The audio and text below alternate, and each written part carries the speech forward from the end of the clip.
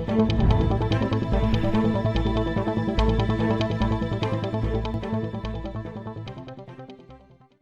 आपको बताऊं कि प्रोफेसर रमेश चंद्र सिन्हा मेरे दादा गुरु हैं, क्योंकि जिनसे मैंने बीए ऑनर्स में दर्शन का ककारा सीखा है, प्रोफेसर डॉक्टर शंभू प्रसाद सिंह, जो टीएनबी कॉलेज में दर्शन शास्त्र के विभागाध्यक्ष थे और बाद में विश्वविद्यालय दर्शन शास्त्र विभाग तिलकामांझी भागलपुर विश्वविद्यालय के भी अध्यक्ष बने।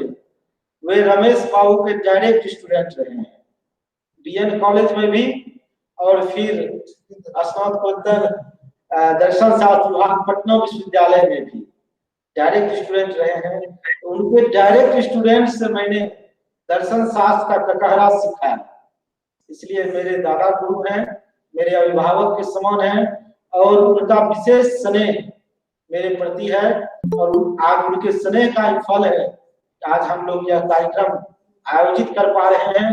और उन्होंने कल हमसे कहा था मैं तुम्हारे कार्यक्रम में 5 मिनट पहले जुड़ जाऊंगा और मैंने देखा कि सर करीब 6-7 मिनट पहले जुड़ गए।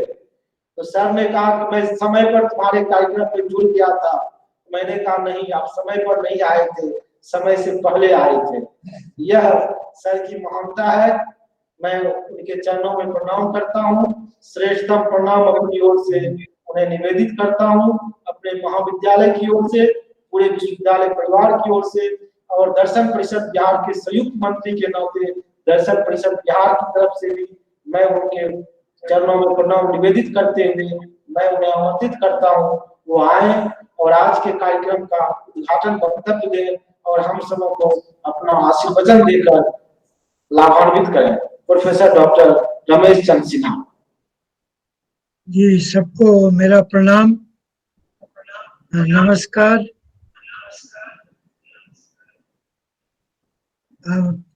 सुधांशु जी का कोई भी कार्यक्रम हो वो छोड़ना बहुत मुश्किल होता है और 5 मिनट पहले जरूर मैं आया, वो मेरी आदत है। तो आज के इस वेबिनार में उपस्थित माननीय प्रोफेसर जटाशंकर जी, कॉलेज के प्राचार्य, एनएसएस के पदाधिकारीगण, शिक्षक वृंद और सुधांशु जी शंभू बाबू के स्टूडेंट रहे हैं और ये जानकर मैं जानता था, लेकिन इतने आगे बढ़ जाएंगे सुधांशु जी देखते देखते। अभी तो पूरे हिंदुस्तान में आप एक ऐसे व्यक्ति हैं जो पूरे महीने भर वेबिनार, साल भर भी आप चला सकते हैं, इतनी क्षमता आपकी है, वो बहुत ही कम लोगों को है। और बिहार के इस रिमोट प्लेस में आपने ये कार्य किया है, इसके लिए मैं साधुवाद देना चाहूंगा। और अब वैसे अखिल भारतीय दर्शन परिषद के अध्यक्ष को भी आपने हमेशा से जोड़े रखा, ये हम लोगों के लिए गौरव की बात है। और आईसीपीआर के वरिष्ठतम गवर्निंग बॉडी के सदस्य हैं और वर्चुअली कभी कभी तो मैं कहता हूं कि आईसीपीआर की बात करते हैं तो इलाहाबाद में बात की। हमारे 2 गवर्निंग बॉडी के मेंबर एक जगह के हैं और एक नेशनल फेलो, वरिष्ठतम fellow, ex vice chancellor south Bihar professor Janak Pandey ji. तो आपके यहाँ प्राचार्य महोदय को नमस्कार, विभागाध्यक्ष को नमस्कार और खुशबू जी को भी नमस्कार, क्योंकि बहुत अच्छा मंगलाचरण और उसकी पृष्ठभूमि आपने तैयार की है।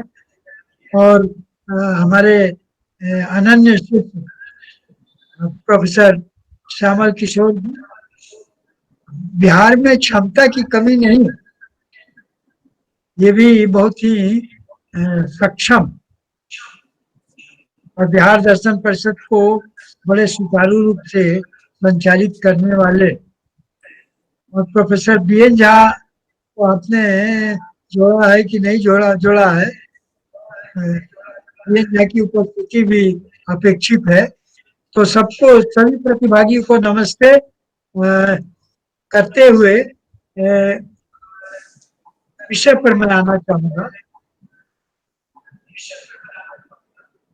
स्वच्छता, स्वास्थ्य और साक्षरता, ये तीनों आपस में, ये तीन अवधारणाएं, स्वच्छता, स्वास्थ्य और साक्षरता, तो दर्शन शास्त्री तो अवधारणाओं की बात करता है, हर्षिया वस्तुतः अवधारणाओं के विश्लेषण की क्रिया। ये आवश्यक है कि उसको व्यवहार में भी लाना चाहिए। हम स्वच्छता की अवधारणा का विश्लेषण करें और घर में गंदगी फैला कर रखें तो ये क्षम्य नहीं। और विशेषकर ये स्वच्छता अभियान प्रधानमंत्री नरेंद्र मोदी ने इसको बहुत बल दिया। यद्यपि कि महात्मा गांधी ने भी स्वच्छता एवं पवित्रता दोनों की बात की है।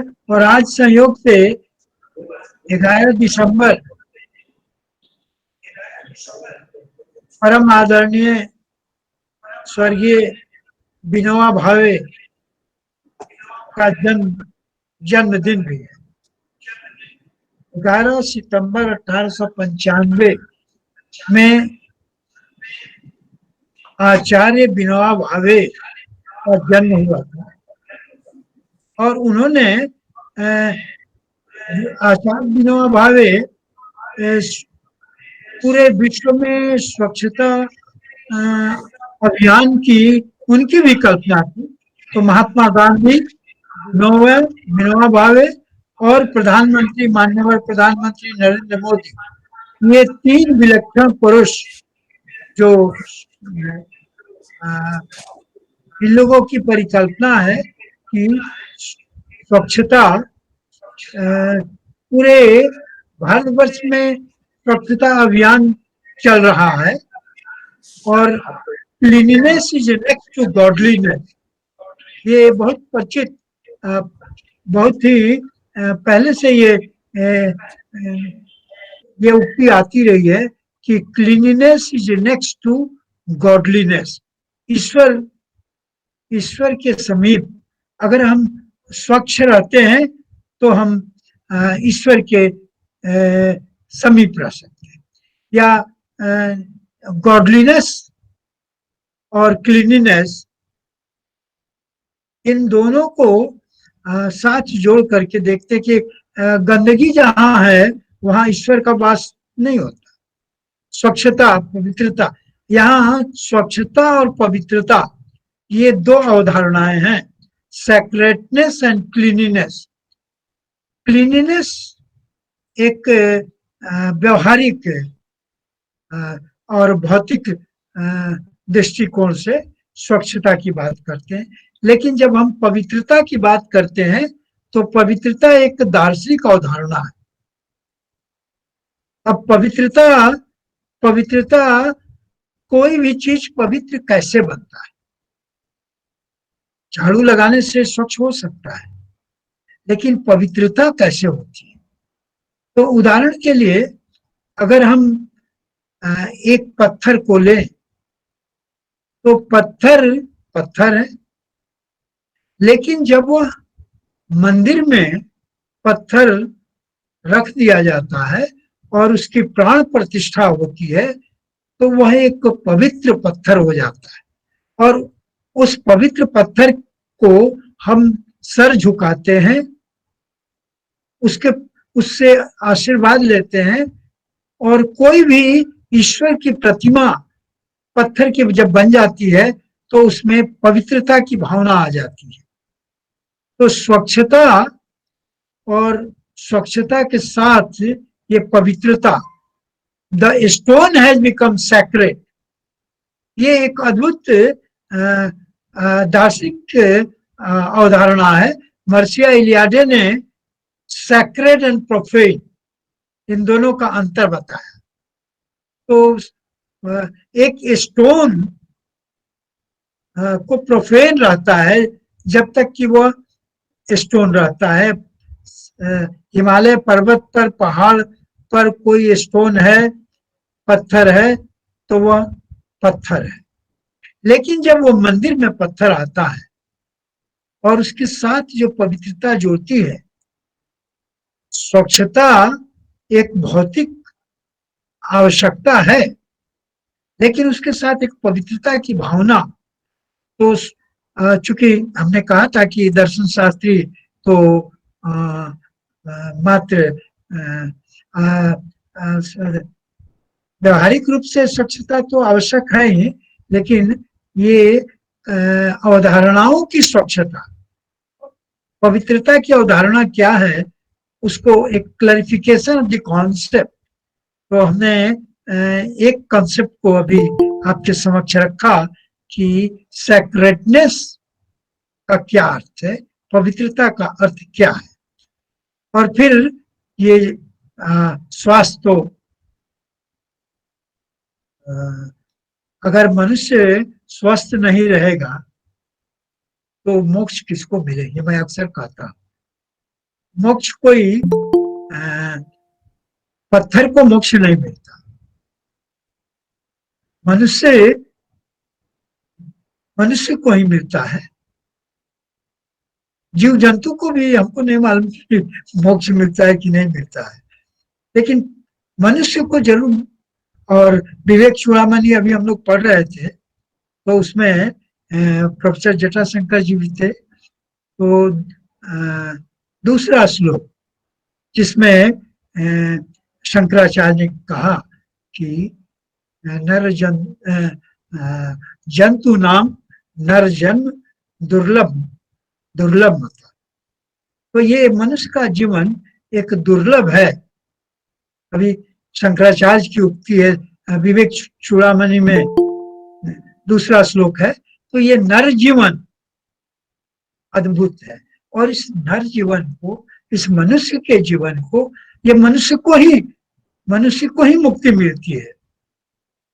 हाँ, एक बात है कि अभी विवेक चूड़ामणि शंकराचार्य, अभी कल ही मैंने इस बात को रखा था कि शंकराचार्य के विवेक चूड़ामणि का अवदान है, विशिष्ट अवदान, कि उन्होंने जीवन मुक्ति पर बहुत बल दिया। लोग कहते हैं कि मोक्ष का विदेह मुक्ति, तो विदेह मुक्ति पर बात तो शंकराचार्य ने की ही है, लेकिन जीवन मुक्ति पर जो उन्होंने विवेक चूड़ामणि में बल दिया है, तो शरीर को स्वस्थ होना, ये मानते हैं कि बीमार आदमी अब ठीक है, बहुत तपस्या कीजिए, शरीर गल जाए, मुक्ति मिल जाए तो अच्छी बात है, लेकिन स्वस्थ आदमी अगर है, क्योंकि यह जीवन बहुत दुर्लभ है, तो इस स्वस्थ जीवन को अगर वो स्थित प्रज्ञ होता है और मनुष्यों की सेवा करता है, देश दुनिया राष्ट्र की सेवा करता है, तो मैं उसे जीवन मुक्त की श्रेणी में रखता हूं। और महात्मा बुद्ध को विदेह मुक्ति मिली कि नहीं मिली, लेकिन जीवन मुक्त जरूर थे। महावीर, तो ऐसे महापुरुष हैं कि जिनको जो जीवन मुक्त होकर, और आत्मबोध, उनकी पुस्तक शंकराचार्य की, वो भी मुझे बहुत पसंद है। तो उसमें पवित्रता भी है और मुक्ति की भी बात है। तो तीसरा कॉन्सेप्ट साक्षरता। तो साक्षरता पर तो बहुत कुछ बोला जा सकता है, और अक्सर साक्षरता, letter, to know the letters is not to be educated. साक्षरता शिक्षा नहीं है। शिक्षा मूल्यों की सर्जना है, मूल्यों को अपने में आत्मसात करना, ये शिक्षा का अर्थ होता है। हाँ, literacy is one thing, literate होना वो एक आवश्यक शर्त है सभ्य समाज में जीने के लिए। क्योंकि कभी कभी होता है कि अगर आपको हस्ताक्षर नहीं आता, साक्षर होंगे तो हस्ताक्षर कम से कम आ, तो आप बहुत सारे काम को कर सकते हैं। You can survive in the world. Bank में दस्तखत कर सकते हैं, कहीं भी ट्रेवल कर सकते हैं। तो साक्षरता तो बहुत जरूरी है, लेकिन education and literacy, literacy is the stepping stone, but education is a wider concept. और ये शिक्षा, जैसा कि हम अक्सर कहते हैं कि शिक्षा मूल्यों का संघात है। Education is the cultivation of values. और कभी कभी ये भी जो कहते हैं वही कह रहे हैं कि learning is a one thing and education is another. A dog may learn and unlearn, but a dog cannot be educated. क्योंकि वो प्रशिक्षित हो सकता है, लेकिन शिक्षित माने वो जो एजुकेशन का जो अंग्रेजी वर्ड है, लेकिन उसका भाव हिंदी है, शिक्षा विद्या। हाँ, अभी कहीं पर विद्या और शिक्षा में अंतर कर रहे हैं, तो वो शब्दों का खेल है। हाँ, विद्या, विद्या को शिक्षा को हम मान लीजिए कि ट्रेनिंग के सेंस में ले सकते हैं, और विद्या को विजडम के सेंस में ले सकते हैं। प्रज्ञा, प्रज्ञा बुद्धिज्म का जो ये शब्दावली है प्रज्ञा, तो प्रज्ञा इज द इनर विजडम। तो मेरा ये कहना है कि ये तीनों कॉन्सेप्ट में थोड़ा मैंने परिवर्तन जरूर किया। स्वच्छता को पवित्रता के साथ उसका विश्लेषण करने की चेष्टा की, अंतर करने की चेष्टा की। स्वास्थ्य या स्वास्थ्य के साथ जो पूरा स्पिरिचुअल कनोटेशन होगा, वैसे तो उपनिषद में तो अन्नम ब्रह्मेति व्यजनात् की बात करते हैं, और मटेरियल एस्पेक्ट और स्पिरिचुअल एस्पेक्ट दोनों को श्री अरविंद रिकंसाइल करने की बात करते हैं। तो ये स्वस्थ रहना अति आवश्यक है। और मैं अक्सर ये कोरोना काल में कहता रहा हूँ कि हम जिंदा रहेंगे तो मंदिरों में घंटियां बजेंगी, मस्जिद में अजान होंगे, चर्च में इबादत हम कर सकते हैं। इसलिए स्वस्थ होना बहुत आवश्यक है। और जो बिस्तर से उठ नहीं सकता, वो मंदिर में घंटी कैसे बजाएगा, क्या इबादत कैसे करेगा? इसलिए मनुष्य को स्वस्थ रहना ये एक आवश्यक शर्त है आध्यात्मिकता के लिए। और साक्षरता, तो साक्षरता शिक्षा के साथ, और शिक्षित होना, एक तरह से शिक्षा हमें, education gives us freedom, empowerment.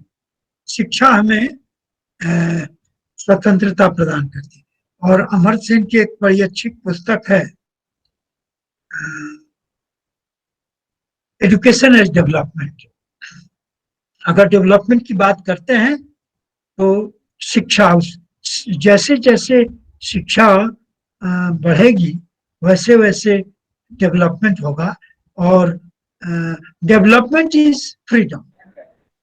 Education gives you development and development gives you freedom. So development as freedom उनकी पुस्तक है। तो अब ये सारी चीजें, अब दर्शन शास्त्र का मैं विद्यार्थी हूँ, तो इन सारी बातों पर लंबी लंबी बात नहीं करनी चाहिए, इसलिए मैं यही मैं अपने वाणी को विराम देना चाहता हूँ। धन्यवाद, बहुत बहुत धन्यवाद। कम लोग जुड़े हैं लेकिन अच्छे लोग जुड़े हैं। सबको मैं प्रणाम करता हूँ।